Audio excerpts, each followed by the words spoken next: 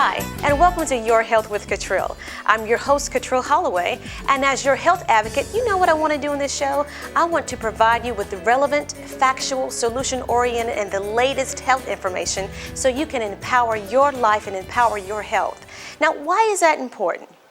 That's important because you're important. Your health does matter to me, and I want to make sure that it matters to you. Even if you've been in a health slumber for years, even if you felt like, man, I just don't feel like myself, or I haven't felt like myself in years, I want to encourage you to get out of the health slumber that you've been in. Your body is always talking to you. It's always telling you something, and I want to encourage you to listen to your body. So if your body is always giving you migraines, aches and pains here and there, I want to make sure you're listening to your body, you're feeding your body what it needs. You're getting the nourishment that it needs and the exercise and the water and all the wonderful things that comes with an optimal living, healthy lifestyle.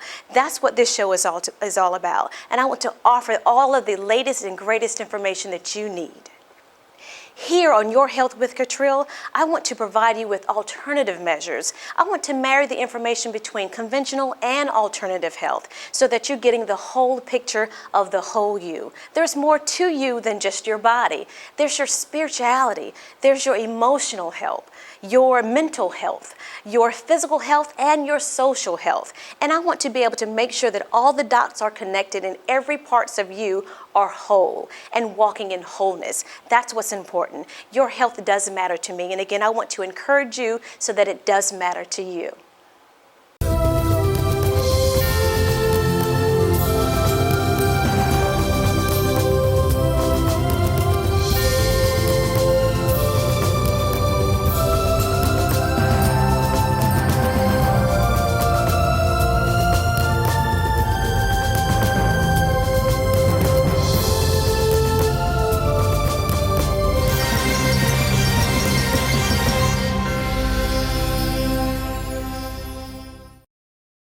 So let's talk about spirituality and your spiritual health first. Well, what comes to mind when you think of spiritual health? Is it about religion? Is it about your connection with God? Is it about, hey, my spirits are really high today? Or your spirit can be really low? Whatever you define your spirituality to be, we want to make sure that you have some type of connection with God because that's very important. It's important that you have a healthy sense of self and that you are designed for greatness, that you were placed on this earth for a reason, for a purpose. It's almost like God placed spirituality inside of you with your soul and with the purpose and with all the beautiful things that make you who you are. You're like a snowflake. There's no two snowflakes alike. You are fearfully and wonderfully made. You are unique. You do matter. You are destined for greatness and you are supposed to do something wonderful here on this earth or you wouldn't be here. So we have to address that part of you to make sure that you're walking in wholeness, to make sure that you are healthy within your spirit. And that also comes plays a lot of role with how do you think of yourself? What thoughts come to mind when you think of yourself? Is it a healthy sense of my self-image? What are the thoughts that come to mind when I think about what I'm supposed to do, my purpose in life? All of that, we want to deal with that here on this show. So there are 5 top things that I want to talk to you about your spiritual health. So again, the first one, we want to talk about making sure that there is some type of connection with God. And that connection can be made with prayer, through meditation. Again, you want to believe in a higher power and make sure that there's some type of dialogue that goes back and forth because you are not in this alone. You are not an island. We are supposed to be connected to other people and connected with God. So that whole mentality of you're just in this world by yourself and you're just playing the cards that life has given you, we need to renew our minds on that. It's about believing and connecting with God again through prayer and through meditation. Also, listening to his voice. He's always talking to you. This is who he is. He created you. He wants to let you know that you're in this journey with him and that he wants you to follow him in it. He's got a wonderful plan for you. And this plan is supposed to be destined just for you because you are uniquely and fearfully and wonderfully made. So in addition to connecting with him through prayer and through meditation, we want to make sure that you're listening to his voice. Also, reading and believing in His Word. Again, we are here on this planet to do great things, but we do have a manual to read and to lead and to guide us. So let's get into His Word, and by doing so, we can understand why we're placed on this earth. We can understand our purpose and the passion that we have, which is really our gift. Whatever gifts you have, you're supposed to do those things, and it's supposed to help you and help others in your gift as well. In addition to that, with your spiritual health, fasting is a great way to be able to be healthy within your own spirit, denying your flesh of certain things. And it just doesn't have to be food. Sometimes it can be of the television. Sometimes it can be fasting from technology. Sometimes it can just be fasting from those things that you crave or that your body always wants or has certain desires for. Those things can help you place your self-esteem, your self-will, self-control, your willpower to let you know you're in charge of your body, not your body being in charge of you. In addition to your spiritual health, worshiping with like-minded believers, that's always a connection. Again, we want to connect with God through believing and worshiping Him and meditating in prayer, but we also want to connect with others, and that's having relationships with others, especially with your like-minded believers as well. It's a nice way to have a pep rally, if you will, with people who believe in the same thing that you do, so that you don't feel like you're an island in this journey, in this world, but we're all connected together. We all have a sense of wanting to belong to each other. It even starts in grade school. It starts in the daycare systems. You see children who want to connect and want to be with other kids. It's the same thing. It's just a human effect. And we want to be able to make sure that that sense of you is healthy as well. Before we start with our emotional health, take a look at this.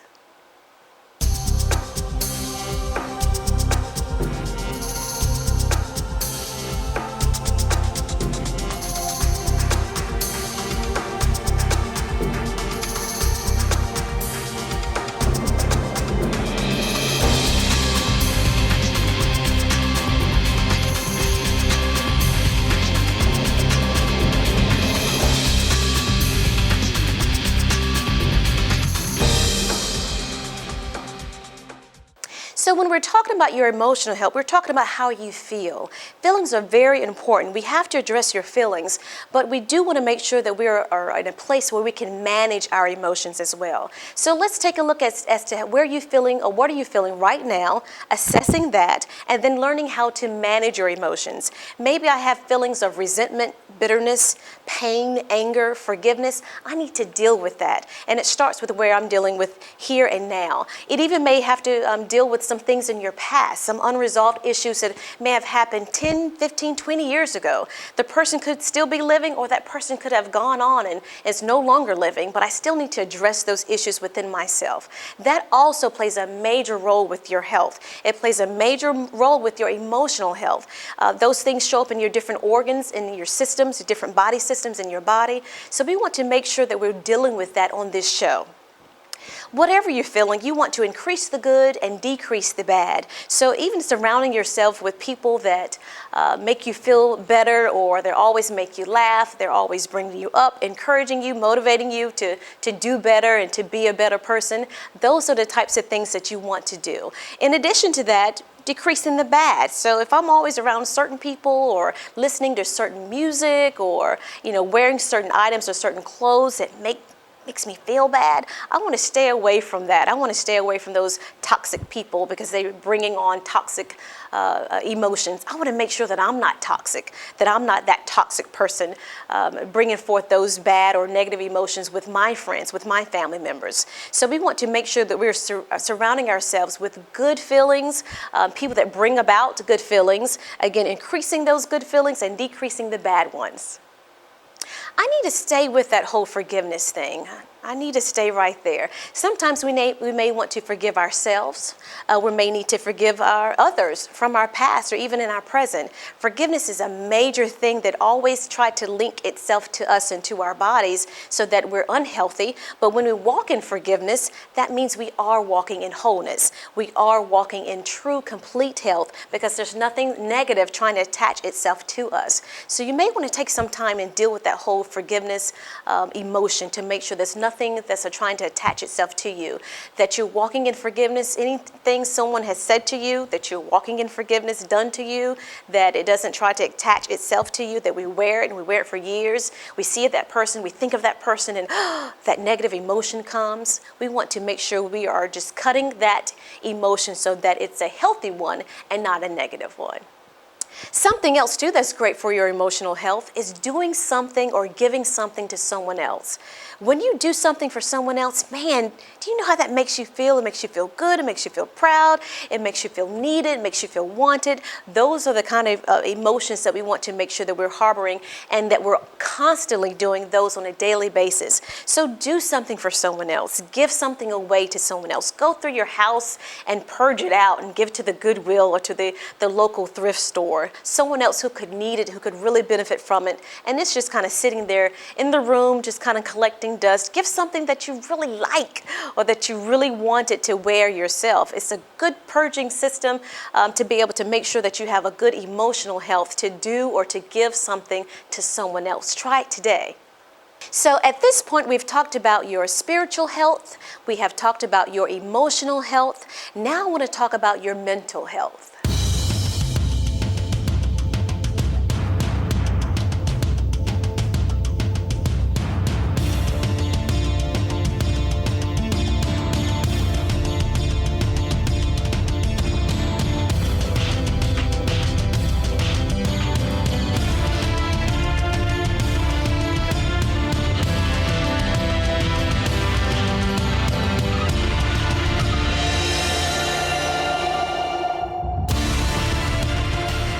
When we think of mental health issues, we tend to have a negative stigma attached to it.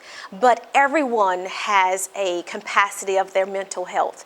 If you have a mentality, then either your mentality is either healthy or unhealthy, regardless who you are. So I want to make sure that we address that here on this show as well too. So when we think of mental health, we're thinking of, okay, I've got all my mental capacities or capabilities in order. But sometimes we hear those voices that are negative that we need to deal with. And guess what? It's not so much that you're hearing voices so much that you think there are people in the room, but it's also your internal voice that you're hearing. We have to deal with that on this show. We want to make sure that you're walking in complete wholeness and you're healed from any negativity or negative voices that perhaps you heard when you were 5 years old, or that you heard from a bully back when you were in grade school, and it still, tends to haunt you. Maybe a former parent said you'll never be anything, or you're just like your father, and that tends to haunt you still, and you're 50 and 60 years old. Well, let's deal with that, because that's part of your mental healthiness. And we want to make sure that those voices you hear are healthy voices. And again, if those voices from the past, you can learn to be able to cast those down, squash those, and just propel into what is important, what is going to make me feel good about who I am and why I'm here on this earth. I'm here for a purpose. I want to do good. I want to be a better person. But let's deal with that first.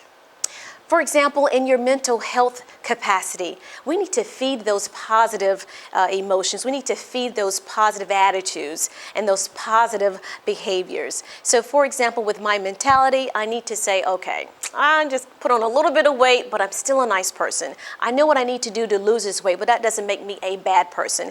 I don't need to look in the mirror and feel like I am not as pretty as she is. I am not as tall as they are, because remember, I'm fearfully and wonderfully made. So as I'm thinking about all those thoughts throughout the day, I want to make sure that they're positive and not negative. So I don't want to get into comparison, because guess what? No one is like me. No one is like you. Remember, you're a snowflake. There are no two alike. No one else has your fingerprint. You are supposed to be who you are, not in comparison to other people, even though we still have that sense of belonging and we want to belong to a group or belong to some type of social society, if you will.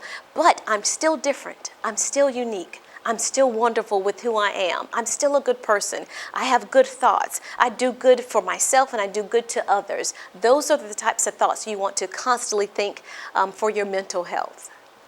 Even part of mental health is visualizing where you want to be. It's so important to have goals. It's so important to have something to strive for outside of ourselves, to keep us going, to keep us living. If we don't have goals, if we don't have anything to strive for, guess what? It shows up in our body. Our body will tend to dwindle. It will tend to say, well, there's nothing else to push me or to encourage me. I might as well stay right here and just start deplenishing.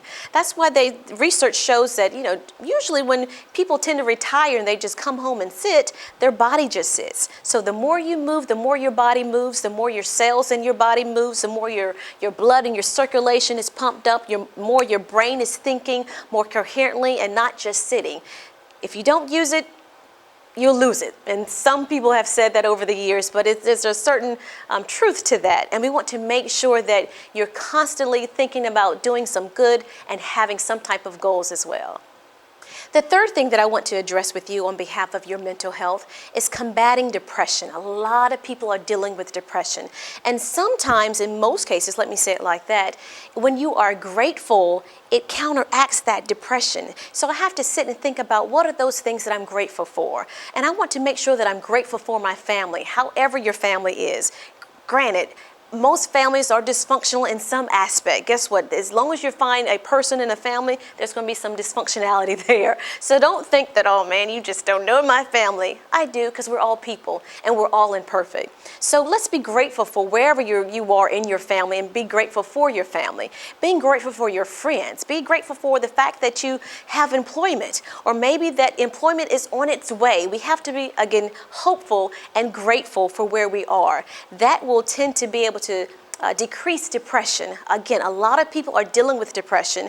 A lot of people are thinking of what they don't have, who they aren't, who they want to be, and if I only had this, and man, I wish I had that, and I don't have it like someone else does. We need to counteract that frame of thinking, those mental thoughts, those voices we hear in your head, if you will, and make sure that we're walking in gratefulness, make sure that we're walking in forgiveness, and those things will help depression to decrease. And I know sometimes people may say that depression is also due to some chemical imbalances as well. You have the power also to change some of those imbalances by what we think, what we eat, what we say, how we feel. You have the power to do something about that. Remember, I'm your health advocate, and I want to show you on this show how to do that as well. I'll tell you about two cousins that play a major role in your mental health. They are those bad cousins that are just not good for anybody. Those two cousins are called doubt and fear. Anytime we doubt about something, or we stay in a state of doubtfulness, it plays a role with your health. It plays a role with your spiritual health, with your emotional health, mental health, even your physical health. So we want to deal with that too. And with doubt comes fear, because whatever I doubt that can't be done, then I'm afraid about it.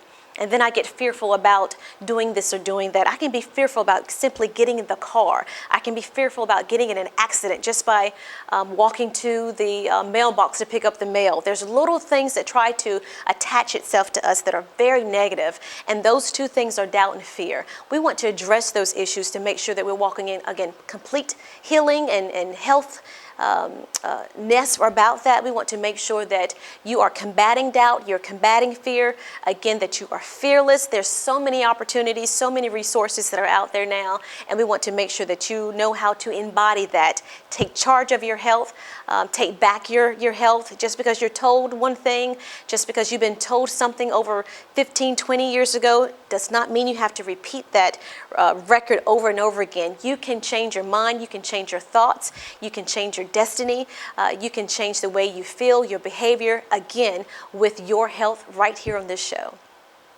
Another part of your complete health is physical health. So let's look at something about your physical health.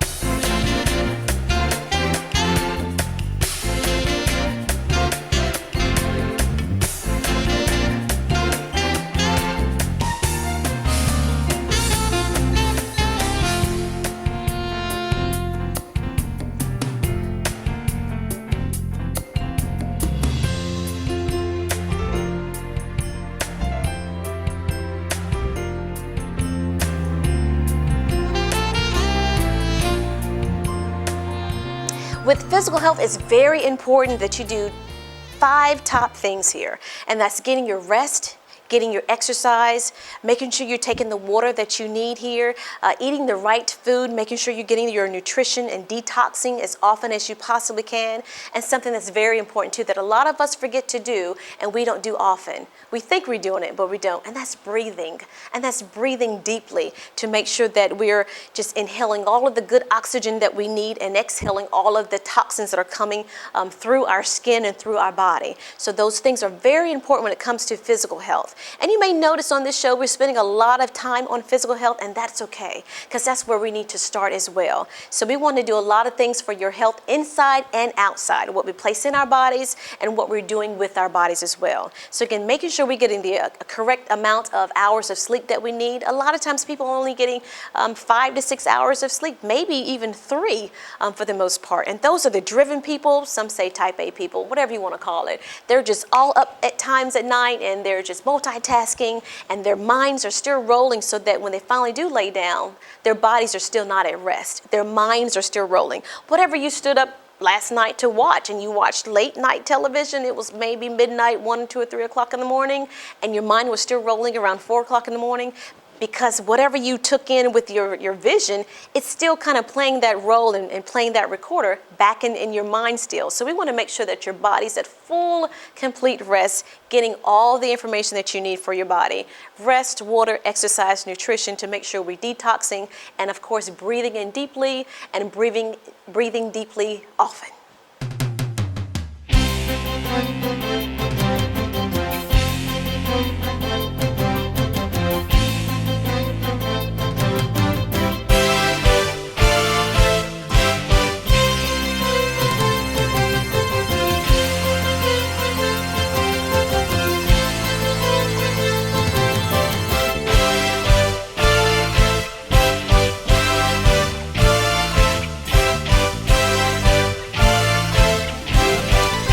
That I want to cover is social health. And you may wonder, where is she going with this social health? Guess what? We're all social. And I don't care if you're 45 years old living in your parents' basement. You need to be social. You need to get out. I'm telling you, as your health advocate, we have to get out and touch and connect other people, not just the technology or not through technology. Which brings me to this. There is a social health when it talks about virtual relationships and real relationships. So there are a lot of social media aspects that are out there now, and they're great and they're fine with connecting with people from your high school and doing your reunions, but we need to reach out and touch someone. It sounds like a slogan or a song that used to be out. We have to reach out and touch people. So again, be family members, friends, make a new friend. That's part of our challenge here on this show. Have you made a new friend today? Have you made a new friend this week or this month? Whatever quota you want to set yourself to. Have you gone out to start a conversation with someone that you did not know and to say, hey, you want to grab a lunch or whatever you want to be able to do to feel comfortable in meeting new people, getting out and connecting with people. So there's again virtual help, virtual relationships, and then real life relationships. We want to make sure that you have a balance in between the two, and there's not more so one on behalf of the virtual relationships, and you're actually reaching out to real life people, making a connection to real life people.